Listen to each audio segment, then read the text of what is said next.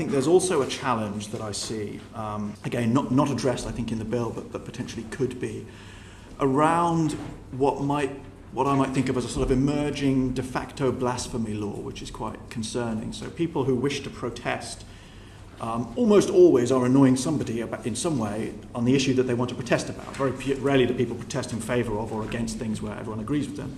And I think there is a concern that I have where that nature of that protest touches on religious or sort of very cherished beliefs. People often react very negatively to that. And you then see the police and seemingly the courts viewing it that the person who is reacting angrily to the protest is in some way the victim and the protester is in some way the cause of the problem.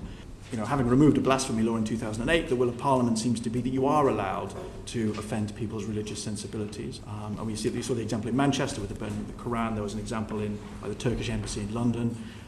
Numerous examples along these lines where Section 4A, maybe Section 4 of the Public Order Act, seems to be used to determine that if you're causing harassment or alarm or distress, that is enough to block somebody from being able to carry out what otherwise would seem to be quite a peaceful protest. So I think in both of those two directions, I think there's scope for this bill to address both of those problems.